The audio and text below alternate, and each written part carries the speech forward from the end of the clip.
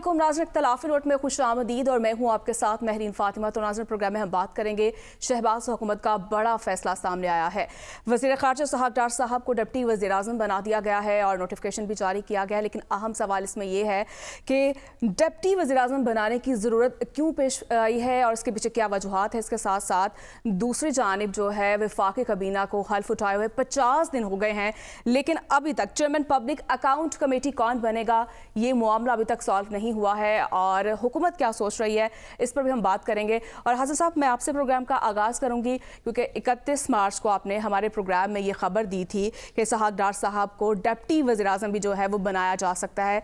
पहले वो नाज़रीन को सुनवा लेते हैं हसन साहब। जी बिल्कुल जी। 2 एंट्रियां और सेनेट के इलेक्शन के बाद होनी है। वो एक होनी है कि डिप्टी वजीर आजम की, डिप्टी प्राइम मिनिस्टर के लिए अब नवाज शरीफ साहब भी बड़ी हर तरह से कोशिश कर रहे हैं कि इसहाक़ डार साहब को डिप्टी वजीर आजम के तौर पे लाया जाए। जी हसन साहब, क्या देख रहे हैं आप, क्या ज़रूरत क्या पेश आई है, क्या ज़रूरत थी? देखें, आखिरकार मुस्लिम लीग नून के कायद मियां मोहम्मद नवाज शरीफ साहब जो ये बात कर रहे थे आज से चंद रोज़ कबल सहाफ़ियों से मुलाकात में कि ये बंधी हुई हुकूमत है और हम नुज़ल हैं जी। इस बंधी हुई हुकूमत में वो अपने समधी को डिप्टी वज़ीर आज़म बनाने में आखिरकार कामयाब हो गए और यही उनकी ख्वाहिश थी। ये एक बुनियादी तौर पे एक अलामती ओहदा तो ज़रूर होता है, लेकिन रूल ऑफ बिज़नेस में कहीं पर भी अगर आप रूल्स ऑफ बिज़नेस का जायज़ा लें तो वहाँ पर ये कोई डिप्टी प्राइम मिनिस्टर का कोई ओहदा नहीं है। हाँ, ये कोई ये कहा जा सकता है कि रवायती एक ओहदा है जिस दीगर ममालिक में कुछ ओहदे जो हैं वो तख्लीक कर दिए जाते हैं या वहाँ पर ज़िम्मेदारियाँ दे दी जाती हैं वो किसी के पास, लेकिन इनके as a deputy prime minister कोई इनके पास कोई ज़िम्मेदारी तो नहीं होगी।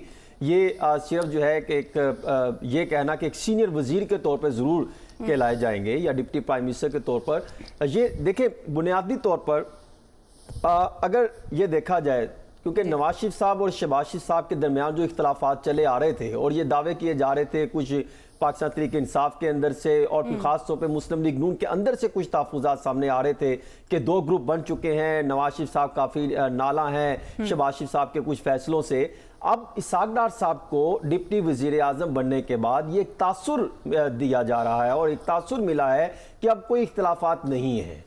क्योंकि जब गए नवाज शरीफ साहब चाइना गए तो वहाँ पर जाके डिस्कशन शुरू हुई तो उन्होंने आते साथ ये मामला तय हुए। उससे पहले की बात भी मैं आपके सामने रख चुका हूँ गुज़श्ता प्रोग्राम में कि क्या हुआ, किसने मुलाकात की, किस तरह शहबाज शरीफ साहब जाती उम्र आए, उसके बाद ये मूवमेंट चली।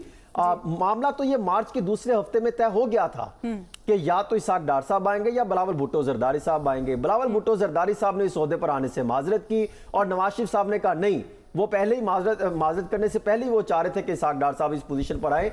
अब बुनियादी तौर पर ये उनके मामला तय हो गए। हो सकता है कि जो राना सनाउल्लाह साहब और जावेद लतीफ़ साहब या इस तरह के कुछ अफराद जो तहफ़्फ़ुज़ात का इजहार कर रहे हैं, जो एक खौफनाक किस्म की चार्जशीट इस हुकूमत पर भी जारी करते हैं, 8 फरवरी के होने वाले इंतखाबात पर भी अपने तहफ़्फ़ुज़ात सामने रखते हैं। हो सकता है उनको कुछ ओहदे मिल जाए, उनको कहीं ना कहीं जिम्मेदारियां दे दी जाएं। लेकिन सवाल ये है नवाज शरीफ साहब को ज़्यादा करीबी लेकिन सवाल ये है कि जिन्होंने राना सनाउल्लाह साहब हो, जावेद लतीफ़ साहब हो, उन्होंने इतने खौफनाक किस्म के इल्ज़ामात लगाए, करोड़ों रुपए का जो है वो लेन देन के इल्जामात लगाए कि इस तरीके से हम वो इंतखाबात में मामला चले। ना तो पार्टी का सदर शहबाज शरीफ साहब की जानिब से इस पर शोकाज नोटिस उनको जारी किया गया और ना इस मामले को संजीदगी से लिया गया। तो ये कहना कि बिल्कुल एक प्रॉपर लगता है कि एक प्लानिंग के तहत एक ये एजेंडा शुरू किया गया था, जिसके बाद हमने देखा कि एक सिचुएशन तब्दील होती दिखाई दी कि वजीर मुस्लिम लीग नून की सदारत भी नवाज शरीफ साहब के पास आ रही है और उनके समधी को डिप्टी प्राइम मिनिस्टर भी बना दिया गया। अब होगा क्या? इससे पहले अगर मैं आपको एक चीज बताऊं, नोटिफिकेशन जारी होने से पहले एक कुछ मामला जो है वो सरगर्म हुए जी, कि कुछ एक ऐसे इख्तियारात देने के हवाले से भी कुछ जो है वो नोटिफिकेशन जारी करने का जायजा लिया गया कि क्या रूल्स ऑफ बिजनेस में तो नहीं है, कोई कानून या कोई ऐसी पॉलिसी तो नहीं है कि हम डिप्टी प्राइम मिनिस्टर के ओहदे को यानी जो भी तैनात हो रहा है उसको कुछ इख्तियारात मिले। तो वो तो कोई इख्तियारात नहीं मिल सकते। तो उन्होंने ये मामला, क्योंकि ये काफी मामला जो है वो गड़बड़ हो जा रहा था, कई जगहों से 2-3 अहम जगहों से इस पर जो है वो तहफ़्फ़ुज़ात सामने आए। उसके बाद फिलहाल ये फैसला किया गया कि इनको डिप्टी प्राइम मिनिस्टर बना दिया जाए और फिर कुछ آئندہ آنے والے دنوں میں امکان یہ ہے اور معاملات زیر غور لائے جائیں گے کہ کچھ معاشی کمیٹیوں میں یا کچھ دیگر معاملات میں کچھ جو ہے ان میں ان کی کمیٹیوں میں ان کو صدارت دے دی جائے as a deputy prime minister کے طور پہ، اور ان کو کچھ ذمہ داریاں دی جائے جس میں یہ پرائم منسٹر کے بعد کچھ اپنے معاملات جو آگے لے کے چل سکیں، اور یوں جو ہے نواز شریف صاحب کا جو گروپ ہے وہ سٹرونگ ہو کے جو ہے وہ حکومت میں آ سکے۔ کیونکہ یہ چاہتے ہیں، نواز شریف صاحب تو پہلے یہ بات کر رہے تھے کہ ہمیں جو ہے وہ فیڈرل میں لایا گیا لیکن ہمیں اس طرح سے پاور نہیں مل رہی آپ اتحادی جماعتوں کے ساتھ۔ دیکھیں اتحادی جماعتوں میں تو سب حکومتوں کو لے کے چلنا ہوتا ہے۔ دیکھیں نا ابھی آج سے 3-4 دن پہلے ایک تھرو سرکولیشن ایک سمری اپروو ہوئی، وہ بالکل کسی کی نظر میں نہیں آئی۔ وہ سمری کیا تھی؟ سمری یہ تھی کہ وزارتوں ڈویژنز میں اور جو نیچے جو اس کے سب ڈپارٹمنٹس ہوتے ہیں اتھارٹیز میں، وہاں پر جو تعیناتیاں ہوتی تھی، سابق پرائم منسٹر جو تھے بانی پی ٹی آئی، ان کے دور میں انہوں نے وہ پاور اپنے پاس لینی تھی۔ انہوں نے کہا کہ جو اتحادی حکومتیں تھی کہ آپ سارے تو ہے، آپ خود اپنے من پسند افراد کو تعینات کر لیں گے تو ہم کہاں جائیں گے؟ اس پر تحفظات تھے۔ تو وہاں پر وزیر اعظم شہباز شریف صاحب نے ان کی یہ بات تسلیم کی اور وہاں پر بھی انہوں نے ہتھیار پھینکے، اور پھر کیا کیا؟ انہوں نے وہ پاورز بھی متعلقہ وزیروں کو دے دی، متعلقہ وزارتوں کی، محکموں کی اور ڈویژنز کی، کہ وہ اپنے تحت جب تک جو مرضی بندہ لگا سکتے ہیں، اس کے لیے منظوری وزیر اعظم سے لینا نہیں ہوگی۔ تو اب آئندہ آنے والے دنوں میں جو اتحادی حکومتوں نے اپنے بندے اپوائنٹ کرنے ہیں، کوئی سی او اپوائنٹ کرنے ہیں، کوئی ایڈوائزر لگانے ہیں، کوئی کنسلٹنٹ لگانے ہیں، اور اس طرح کے جو اہم عہدوں پر بندے لگانے ہیں، وہ خود ہی اپروول دے سکتے ہیں، خود ہی ایک کمیٹی بنائیں گے، بورڈ بنائیں گے، اس کی وزیر اپروول دے گا اور کام ختم ہو جائے گا۔ اس کی جو پہلے پروسیس بنایا گیا تھا شفاف طریقے سے، وہ ختم ہو کے رہ گیا۔ یہ وہ معاملات ہیں جو چل رہے تھے، جس میں اختیارات کی بات کر رہے تھے، ساتھ صاحب سے پوچھ رہے تھے، ساتھ صاحب جس طرح سے سینیٹر اسحاق ڈار صاحب جو ہیں وزیر خارجہ کے ساتھ ساتھ ڈپٹی وزیر اعظم بھی بن گئے ہیں، کیا دیکھ رہے ہیں پھر آپ؟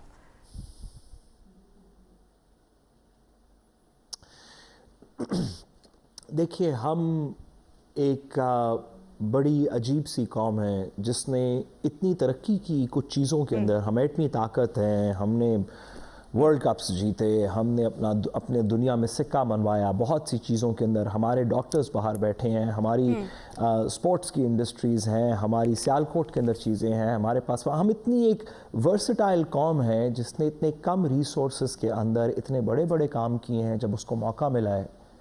میں ایسی قوم کی 25 کروڑ عوام کی تضحیق سمجھتا ہوں کہ اسحاق ڈار ہمارے ڈپٹی پرائم منسٹر، ایک ایسے شخص جن کو عدالت یہ کہہ چکی ہے، جو کہ وعدہ معاف گواہ بن چکے ہیں اپنے لیڈر کے خلاف، ایک ایسے شخص جن کو انٹرنیشنل کتابوں کے اندر ایز اکنامک ہٹ مین کہا جا چکا ہے، ہم نے نہیں کہا، انٹرنیشنل آتھرز نے کہا ہے، ایک ایسے شخص جس کے بارے میں سپریم کورٹ جو پاناما کے اندر کہہ چکی ہے اگر وہ کوئی شخص پڑھ لے تو شرمندگی سے اس کو کہیں ڈوب مرنا چاہیے، ایک ایسا آدمی جس نے خود ایفیڈیوٹ جمع کروائے ہوں، جن کے بارے میں نیب ہماری ریاست کے اداروں نے کیا کیا باتیں نہ کی ہوں، ایک ایسے شخص کو جو الیکٹ نہیں ہوا کہیں اور سے، سینٹ کے تھرو ڈپٹی پرائم منسٹر بنا دیا جائے، جو یہاں پہ پاکستان کی کسی یونین کاؤنسل میں جیت نہیں سکتا، جس کے ساتھ عوام کی کوئی آواز نہیں ہے، جس میں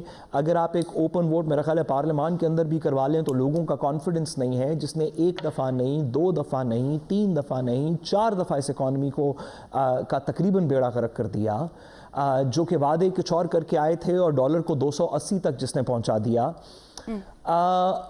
ہم ایک معتبر قوم ہیں، پاکستان کے لوگ ذی شعور لوگ ہیں، ہم غیور لوگ ہیں، یہ قائد اعظم کی قوم ہے، یہ وہ قوم ہے جس نے ایک ایسے شخص کو لیڈر اپنا مانا، جس کے پیچھے لگ کے ہم نے یہ بڑا ملک بنایا، ایک ایسا شخص جس کی انگریزی اکثر لوگوں کو سمجھ نہیں آتی تھی ان کے جلسوں کے اندر، لیکن پھر بھی لوگ ان کے ساتھ قائد اعظم محمد علی جناح رحمۃ اللہ علیہ کے ساتھ اس وجہ سے کھڑے رہتے تھے کہ یہ بندہ ٹھیک ہے، یہ جو کہہ رہا ہے ہم اس کے ساتھ ہیں۔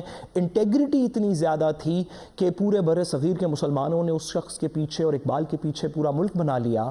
ایک ایسے ملک کا بعد جو ایک شخص کی انٹیگریٹی کی بیسس کے اوپر جس میں لوگ پیچھے گئے ہوں، قائد اعظم محمد علی جناح رحمۃ اللہ علیہ کے اس شخص کے ڈیپٹی پرائم منسٹر کی انٹیگریٹی کے اوپر دبئی کے ٹاور سے لے کے کیا کیا کہانیاں نہ ہوں، ہم نے نہیں کہیں، سپریم کورٹ نے کہیں، نیب نے کہیں، ہماری انویسٹیگیٹو ایجنسیز نے کہیں، جوائنٹ انویسٹیگیٹو ایجنسیز نے کہیں، جس میں عسکری انویسٹیگیٹو ایجنسیز بیٹھیں، جس میں سول انویسٹیگیٹو ایجنسیز بیٹھیں، ایسے شخص کو جو پرائم منسٹر کے جہاز پہ ریاست کے نہ کرنے کے باوجود یا عدالتوں کے کم از کم نہ کرنے کے باوجود رات کے اندھیرے میں ملک سے بھاگا ہو، ایسے شخص کو ڈپٹی پرائم منسٹر بنا دینا، باقی لوگ جو مرضی کہیں اس کی سیاست پہ، میں اپنی تضحیق سمجھتا ہوں بطور پاکستانی.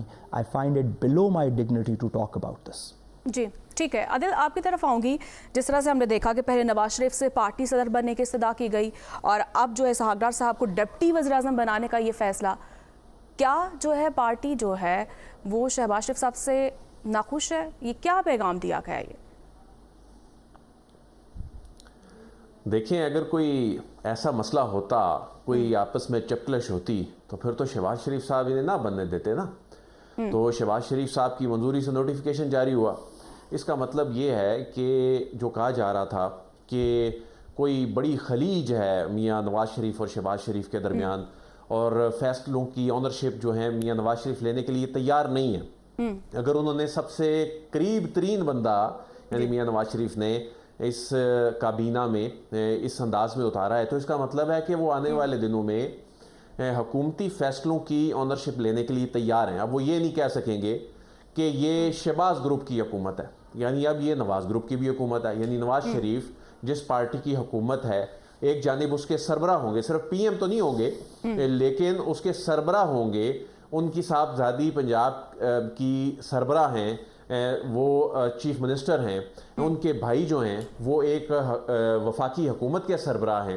اس کے بعد جو ڈپٹی پرائم منسٹر ہیں، اگرچہ یہ ایک سمبولک ہے، یہ جو عہدہ ہے اس میں کوئی اس کے پاس آئینی پاور نہیں ہے، لیکن انہوں نے اگر خود یہ اونرشپ لینے کے لیے اقدام اٹھایا ہے تو اس میں کیا مذائقہ ہے. تو بلکہ یہ تو جو آنے والے دنوں میں جو سیاسی ایک جو سٹیبلٹی ہے اس کی جانب یہ مجھے خوشائند یہ قدم لگتا ہے. اچھا، اب اس کا ایک دوسرا پہلو بھی ہے. دوسرا پہلو یہ ہے جس کو اس تناظر میں دیکھا جا رہا ہے کہ پتہ نہیں کون سی پاورز جو ہیں وہ اسحاق ڈار صاحب کو مل گئی ہیں یا مل جائیں گی. گزشتہ کچھ ہفتوں میں بلکہ کچھ مہینوں میں نظام کے اندر بہت بڑی تبدیلیاں رونما ہوئی ہیں جو اس طرح سے ہائی لائٹ نہیں ہو سکیں. وہ سیاسی مارا ماری پہ ہم زیادہ چونکہ بات کرتے ہیں، تو وہ نظام کے اندر جو بہت بڑی تبدیلیاں رونما ہوئی ہیں اس میں ایک ایسی چیز ہو چکی ہے جو پاکستان کے لیے بہت خوشائند ہے. وہ یہ ہے کہ پاکستان میں اب انفرادی ڈیسیژن میکنگ جو ہے وہ آلموسٹ ختم ہو چکی ہے، خاص طور پہ جو بڑی ڈومینز ہیں. اس وقت سب سے بڑا ایشو کیا ہے؟ معیشت کا معاملہ ہے. معیشت کی ڈومین میں اب کوئی شخص یہ نہیں کہہ سکتا، ایون وزیر خزانہ نہیں کہہ سکتے کہ وہ اکیلے فیصلہ ساز ہیں اور وہ خود کچھ بڑے ڈیسیژنز لینے جا رہے ہیں. جو ایس آئی ایف سی کی صورت میں ایک جو بڑا تھنک ٹینک بلکہ ایک انسٹیٹیوشن یہ بن گیا ہے جو سامنے آیا ہے. اب معیشت کا معاملہ ہو، اب توانائی کا معاملہ ہو، اب تجارت کا معاملہ ہو، اب ایون ایف بی آر میں ریفارمز کا معاملہ ہو، اب پرائیویٹائزیشن کا معاملہ ہو، اس میں کوئی وزیر یہ نہیں کہہ سکتا یا حکومت میں بیٹھا ہوا کوئی شخص، ایون اکیلے پرائم منسٹر خود یہ نہیں کہہ سکتے کہ یہ جو ہے اکیلا میں چلاؤں گا معاملہ.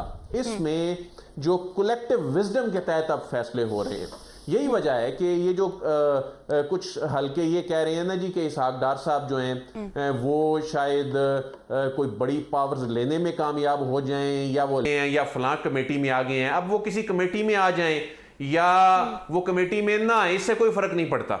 اب جو فیصلہ ہے وہ ریاستی سطح پہ ہوتا ہے، اس میں سویلین شخصیات جو ہیں وہ بیٹھی ہوتی ہیں، جو ہائیسٹ اتھارٹیز ہیں سویلین سائیڈ کی، اس میں جو عسکری سائیڈ کی ہائیسٹ اتھارٹیز ہیں وہ بیٹھی ہوتی ہیں. تو ریاست ان فیصلوں کی اونرشپ لے رہی ہے.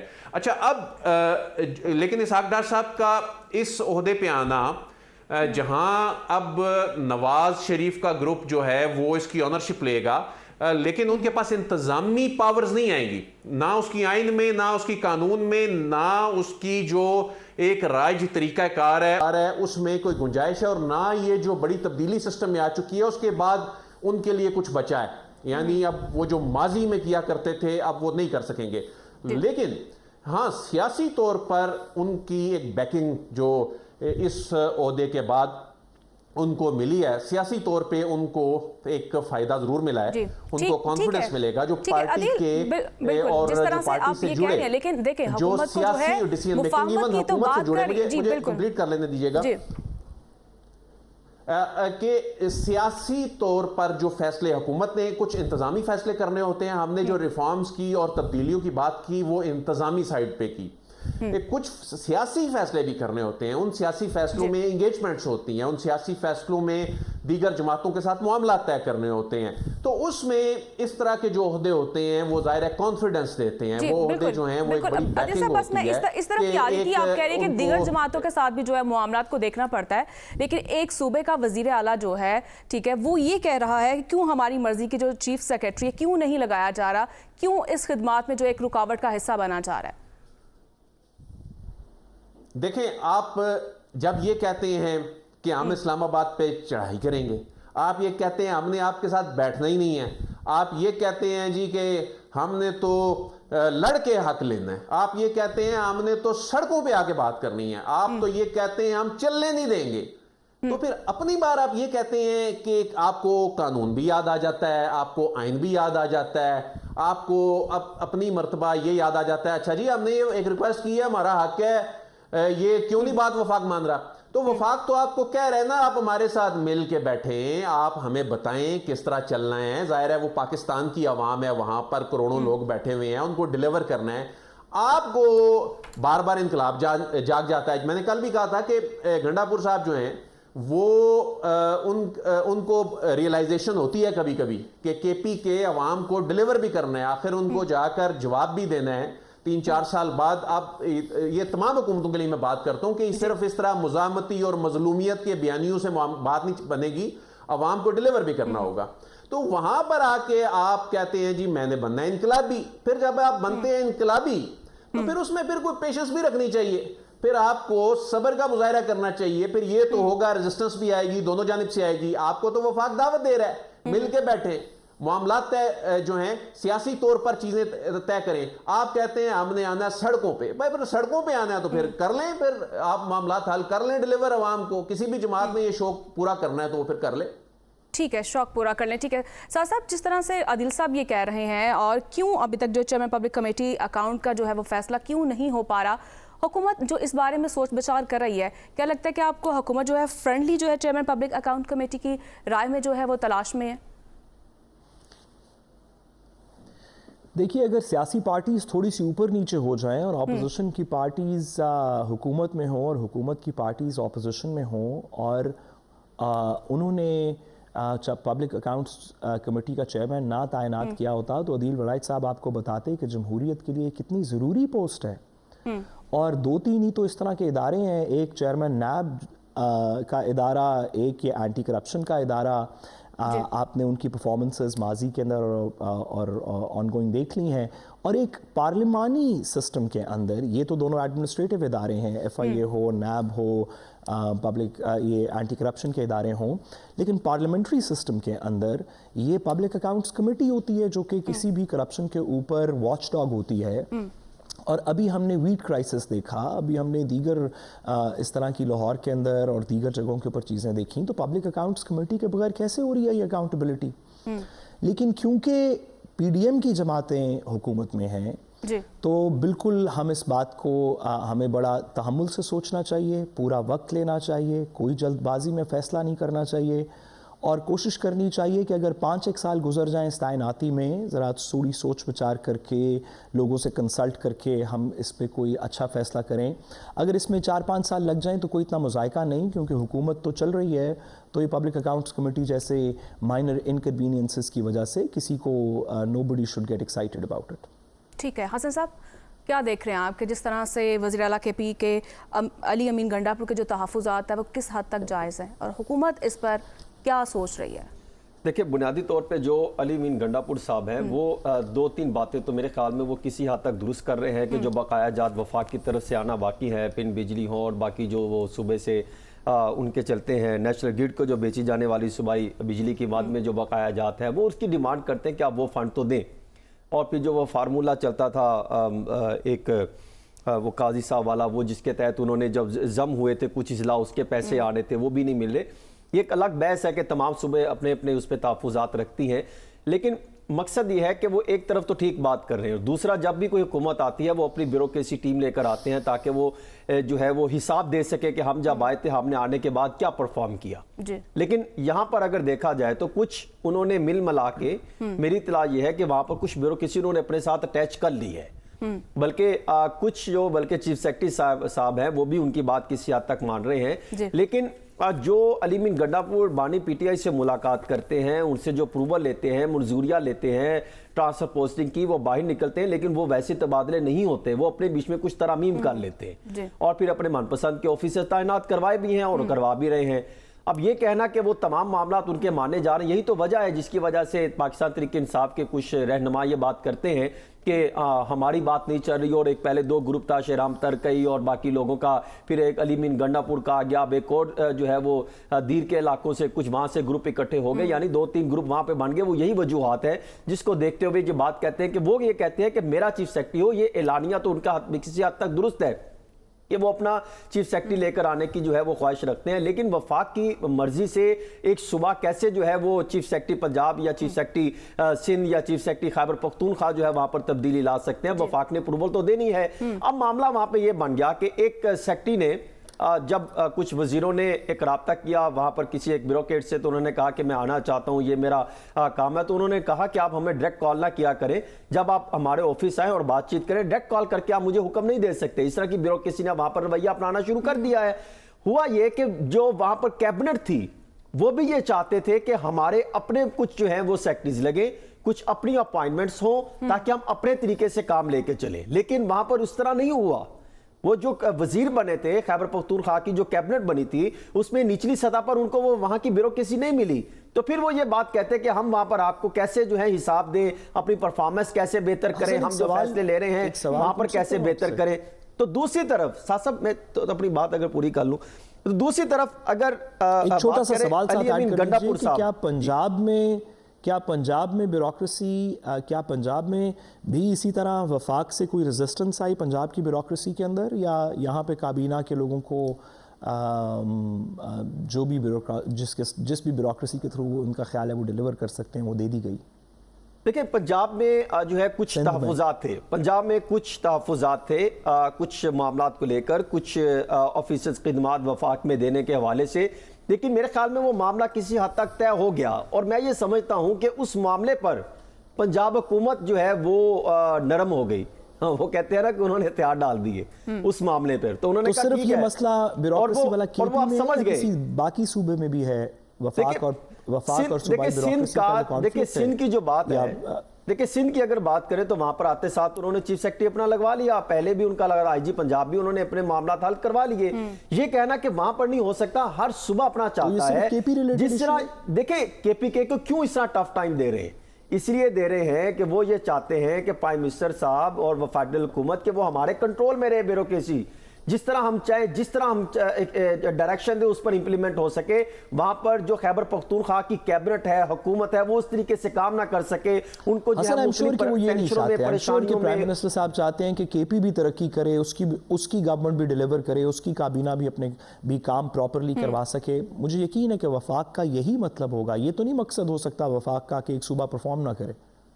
देखिए ये बात आपकी दुरुस्त है, सुनने को और देखने को तो लगता है, वो जो मैं कल बात कर रहा था ना कि समझाई तो बहुत अच्छे तरीके से बातें जाती हैं, लेकिन समझते ये नहीं है। ये बातें और दावे तो बड़े करते हैं कि इस तरह से होना चाहिए, जब हुकूमत में हो तो ये कहते हैं, जब आप शहबाज शरीफ की हुकूमत देखें, जब पंजाब में थी और फेडरल में पीपल्स पार्टी की हुकूमत थी, तो ये कहते थे कि इस तरह से काम इंप्लीमेंट होना चाहिए। तो क्या होता था, काम नहीं हो पाता था। वहां से वो कहते थे ठीक है हम आपका ऑफिसर, हम फलां के करोड़ तबादले नहीं करते, हम फलां ऑफिसर की खिदमात आपको नहीं देते। देखिए बातें करना और इंप्लीमेंट करना और फिर सियासी तर्ज अमल को भी साथ लेके चलना, काफ़ी वहाँ पर जो है वो तब्दीलियाँ दिखाई देती हैं। हर मामला को जो ये कहते हैं हुक्मरान उस तरीके से इम्प्लीमेंट होता दिखाई नहीं दे रहा, और बल्कि अब तो एक नया काम करने फेडरल हुकूमत सोच रही है कि हम कुछ जो है वो खैबर पख्तूनख्वा की जो कैबिनेट है उन्होंने जो फ़वाइद हासिल किए, जो शाहाना प्रोटोकॉल लिया, जो अपने काम करवा रहे हैं वो ब्यूरोक्रेसी से तैयार करवा रही है। हो सकता है कि वो उनके एक मामला उनके ज़ेर गौर है उनमें मुस्लिम लीग में कि वो ला के सामने रखें।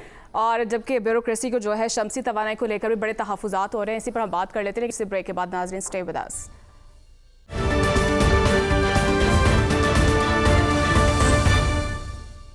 वेलकम बैक नाज़रीन, और बात करेंगे एक तरफ जहां अवाम अपने बिजली के भारी भरकम बिलों से तंग आकर मुतबादिल तवानाई की तरफ जा रहे हैं, तो वहीं हुकूमत भी शमसी तवानाई से 10,000 मेगावाट मंसूबे का ऐलान कर चुकी है।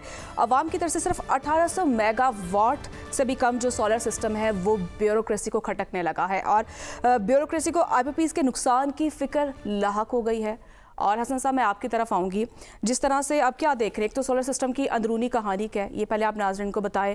पहले हमने सुना कि समरी भी गई, फिर उसके बाद जो है पावर डिवीज़न की जानिब से एलामिया जारी हुआ, तरदीद भी हो गई। उसके साथ साथ जो अहम मसला है वो है बिलों में जो इजाफी टैक्सेस है, 1 दर्जन से ज़्यादा टैक्सेस है, जो मैं देखकर परेशान हो गई हूँ।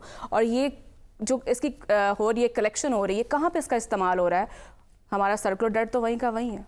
देखें, बुनियादी तौर पे अगर सांस लेने पर भी टैक्स लगता हो ना, तो ये हुकूमत ये चाहे कि उस पर भी टैक्स लगा दे, और फिर जो किसी पार्टी का सरबराह अगर नाराज़ हो, मायूस हो और उसकी ख्वाहिश के मुताबिक हालात ना मिले, तो शायद उस पर भी टैक्स लगा देंगे, वो इकट्ठा करके उनकी ख्वाहिशात की तकमील की जा सके। पाकिस्तान में कोई सिस्टम दिखाई नहीं दे रहा। बात करना कि हम फलां काम कर रहे हैं, हम फलां पॉलिसी लेकर आ रहे हैं, लेकिन हकीकत में जब जाते हैं तो हमें दुख होता है कि किस तरीके से गरीबों का खून निचोड़ा जा रहा है। देखिए, अब बिजली महंगी की जाती है, टैक्सेस बेशुमार लगाए जाते हैं, और फिर ये बात की जाती है कि हम इसलिए जो है टैक्स कलेक्शन कर रहे हैं ताकि गरीब आदमी को सहूलियात दी जा सके, हालात बेहतर किए जा सके, महंगाई को कंट्रोल किया जा सके। कहीं पर ये चीज़ देखने को नहीं मिल रही। सिर्फ अगर आप बिल में आपके सामने रखूँ, एक कमर्शियल, एक बिल्कुल छोटी दुकान जो धोबी की दुकान अगर हो, और उसमें एक पंखा और लगा हो, और इस्त्री भी अलग चलाए, वो सुई गैस पे कन्वर्ट हो, सिर्फ एक पंखा और हल्की सी कोई 1-2 लगे हों, तो अगर बहुत ही कम 86 यूनिट भी वो अगर इस्तेमाल करे, तो आप अंदाजा करें उस पर कौन कौन से टैक्स होंगे। सिर्फ मैं वो टैक्स आपके सामने रख देता हूं। देखिए, पहले तो फ्यूल प्राइस एडजस्टमेंट भी उस पर लगेगी, उस पर वो भी कुछ पैसे डाले जाएंगे, 300-350 के करीब, अगर बहुत कम उसका यूनिट इस्तेमाल करे। फिर उसमें FC सरचार्जेस भी आएंगे, वो भी शामिल होंगे 2। फिर क्वार्टरली टैरिफ एडजस्टमेंट वो भी की जाएगी। फिर इलेक्ट्रिसिटी ड्यूटी वो भी इसमें डाली जाएगी। फिर GST tax, income tax, extra tax, further tax, RS tax, फिर GST ऑन FPA वो भी जो है इसमें शामिल किया जाएगा। फिर एक्स्ट्रा टैक्स ऑन PFA, यानी एक PFA आपने पहले लिया, फिर एक्स्ट्रा टैक्स उस पर PFA पर ही जो है वो मजीद टैक्स लिया जाएगा। फिर फर्दर टैक्स ऑन PFA, यानी एक आपने टैक्स लिया, फिर एक्स्ट्रा, फिर फर्दर टैक्स भी आपने उस पर गरीब बंदर पर डाल दिया। आप अंदाजा करें कि इनकी हिकमत अमली चेक करें कि गरीब बंदा की 2 रुपया बचा के घर ना ले जाए, वो एक वक्त की रोटी खाता क्यों है, खींच लो मुंह से उसके, टैक्स देखे कैसे डाले। फिर उन्होंने ED ऑन PFA, एक फर्दर टैक्स फिर ऊपर डालने का, फिर ED एक नहीं उन्होंने टर्म निकाली, वो भी उन्होंने इस पर टैक्स डाल दी। फिर RS tax on PFA on FPA वो भी उन्होंने टैक्स डाल दिया। फिर आप कहते हैं कि एक बंदा कहता है कि मैंने तो बहुत कम बिजली इस्तेमाल की थी, इतना टैक्स लग गया। 92 करोड़ एक माह का अभी फिगर आया है, 92 करोड़ यूनिट जो हैं ओवर बिलिंग की गई है, जो FIA ने पकड़ी है। वफाकी वजीर दाखिला मोहसिन रजा नकवी साहब कह रहे थे ना कि लोग उनकी बातें करते थे कि वो आगे हैं, उनको इक़्तिदार, वो इसलिए डर रहे थे कि अगर मोहसिन रजा नकवी साहब ने इन कामों पर हाथ डालना शुरू कर दिया तो इनकी दुकानें बंद हो जाएंगी सियासतदानों की। ये जो उन्होंने अपने सियासी असर-ओ-रसूख इस्तेमाल करते हुए अफराद को नवाजा था, पोजीशन दी गई थी, ये माजी में सियासतदानों ने उनको सपोर्ट करते थे, उनकी दुकानें बंद होने लगी हैं क्योंकि ये धंधे पकड़े जा रहे हैं। ये इतने बड़े पैमाने पर जो मुबैना करप्शन के स्कैंडल सामने आ रहे हैं, ये माजी में सियासतदानों ने गरीबों पर डाले हुए थे। 92 करोड़ यूनिट, 34 अरब रुपए से जायद की बिजली ओवर बिलिंग की जा रही थी। ये जाती कहां है? ये नवाजा जाता है इंडस्ट्रीज को, बाकी लोगों को, उनसे कैश लिया जाता है। इस तरह के इल्जाम, अभी FBR का स्कैंडल सामने आया, किस तरीके से हटाया गया, वो भी मेहरबानी जिन्होंने निशानदेही की। नवाजा जाता है ना कहें, ऐसी तज़हीक अमेज़ गुफ्तगू ना करें। देखिए, फिर एक और चीज़, तो इस मुल्क में एक सवाब का काम है, नवाजा जाता ना कहें, कुछ और इस्तेमाल कर लें। चलिए, अगर नवाजा नहीं जाता तो अवाम पर जो है, अवाम का जो है वो रोटी छीनने पर लगा दिया जाता है कि आपने गरीब अवाम का जो है वो पैसा किस तरीके से बंदरबाट करनी है, किस तरीके से शराफिया को खुश करने के लिए, हुक्मरानों को, सियासतदानों को, जगीरदारों को किस तरीके से खुश करने के लिए इन पैसों से टैक्स लेकर उनका इस्तेमाल करना है। दूसरी बात जो आप कर रही थी सोलर सिस्टम की, देखिए वो भी एक बड़ा एक काम करने जा रही है फेडरल हुकूमत। एक तरफ ये मामला कंट्रोल नहीं हुए, बाबडा के मामला कंट्रोल नहीं हुए, इस तरह के हर महकमे के बेशुमार स्कैंडल हैं, जिसकी तरफ हाथ डालेंगे आपको एक नई कहानी नजर आएगी। सोलर सिस्टम के हवाले से जो फिक्स टैक्स लगाने की समरी बता रहे थे, रुपए लगाने जा रही है, कुछ समरी मूव हुई। देखिए बुनियादी तौर पर 3 इजलास हो चुके हैं महकमा तवानाई के वजीर आजम के साथ, और उसमें मामला का यह जायजा लिया गया कि जब 2017 में सोलर सिस्टम ये इसका नेट मीटिंग का आगाज किया गया था, तो उस वक्त क्योंकि वो अवाम उसकी तरफ तरजीहात में वो शामिल नहीं थी, उसकी तरफ फोकस नहीं कर रहे थे, तो अब क्योंकि अवाम ने लगाना शुरू कर दिया, लगभग बताया जा रहा है कि काफी सारे 2.25 लाख के करीब आबाद अब नेट मीटिंग इस्तेमाल कर रही है, तो उनको कनेक्शन दिया गया 3 फेज के। उन्होंने कहा जी अब इससे हम सरकार लेगी तो उनको उसमें एडजस्ट कर दिया जाएगा। नेट मीटिंग का यही फायदा होता है। इन्होंने देखा कि वो तो बड़ा पैसा कमा रहे हैं, वो तो बड़ा यूनिट सस्ता लेके शायद वो शाम में महंगा उनको कर देते, इस तरह की लॉजिक शहबाज शरीफ साहब के सामने रखी। अब फेडरल हुकूमत ये करने जा रही है। खैर उसके बाद उन्होंने कल तरदीद भी जारी कर दी। मेरी मालूमात यह है कि हुकूमत की जानिब से यह फैसला कर लिया गया है आइंदा 1.5 से 2 माह के अंदर नेट मीटिंग खत्म करके ग्रॉस मीटिंग शुरू करने जा रही है। अब ग्रॉस मीटिंग क्या होगी?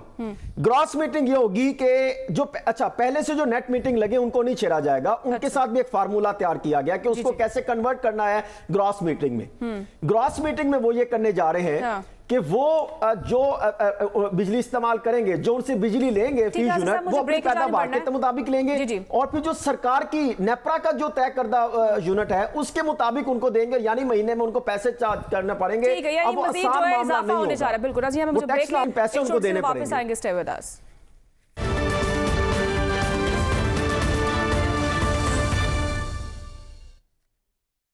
वेलकम बैक नाज़रीन। दिल साहब आपकी तरफ आऊंगी। जिस तरह से ब्रेक से पहले हम बात कर रहे थे सोलर सिस्टम को लेकर, तो पाकिस्तान की जो तवानी पॉलिसी आप क्या देख रहे हैं? देखिए 2017 में जब ये नेट मीटरिंग लाई गई थी ना, उस वक्त की भी बगैर स्टडी के ले आई गई, और अब भी जो फैसला किया जा रहा है वो बगैर स्टडी की किया जा रहा है। तो ये रन टाइम पे फैसले पाकिस्तान में बड़े बड़े मंसूबों से मुतल्लिक कर लिए जाते हैं, और बाद में पता चलता है। अब ये ऑन ग्रिड सोलर जो है ये दुनिया भर में कामयाब नहीं है, और इसका बेहतरीन तरीका यही होता है कि ये ऑन ग्रिड सोलर की बजाय यानी नेट मीटरिंग के ज़रिए अगर कोई इसको महदूद पैमाने पे प्रोड्यूस कर रहा है बिजली, तो वो नेशनल ग्रिड में दे रहा है, तो इसमें बिजली का बहुत सा ज़िया होता है, और इसमें भी कैपेसिटी पेमेंट करनी पड़ती है, और जो बिजली पैदा हो रही होती है सारी सिस्टम में नहीं आ रही होती, क्योंकि हमने अपने ग्रिड सिस्टम को भी एक अपग्रेड नहीं किया, और जहाँ पे अपग्रेड हैं भी वहाँ भी इसकी जो प्रोडक्टिविटी है वो 100% जो है वो नहीं होती। तो ऐसे में आपको पेमेंट तो पूरी करनी होती है, और वो पेमेंट किसने करनी है? वो मैंने और आपने करनी है। तो जो वो नॉन सोलर सार्फिन है उन्होंने करनी है। और इसका एक दूसरा एस्पेक्ट भी है, यानी जो अब सोलर पे मेरे पास आदिल साहब जी साहब, जिस तरह से आप क्या देख रहे हैं, हुकूमत तो परेशान ही है, लेकिन जो अवाम के मुहाफिज हैं वो भी परेशान हो गए। वो कुछ इन्फॉर्मेशन दे रहे हैं, हमें उनको सुनना चाहिए। मैं अपना वक्त देना चाहता हूँ। अदील, आप कुछ इन्फॉर्मेशन दे रहे थे, प्लीज दें। अच्छा, दूसरा इसमें बहुत शुक्रिया साहब। दूसरा इसमें जो IPPs हैं, देखें IPPs अब इस वक्त तक की जो स्टडी के मुताबिक 1100 मेगावाट जो है वो के सार्फिन जो हैं वो सिस्टम से निकल चुके हैं। अब हमने IPPs के साथ जो मुआहदे कर रखे हैं उनको तो हमने पेमेंट करनी है, चाहे 1 रुपए की बिजली भी हम उनसे खरीदे ना खरीदे, इस्तेमाल करें ना करें। तो ये बहुत बड़े आदिल साहब आपसे, क्योंकि प्रोग्राम का वक्त भी खत्म हो चुका है, फिर इस पर हम बात करेंगे अगले हफ्ते। नाज़रीन मुझे इजाज़त दीजिए, अल्लाह के बाद।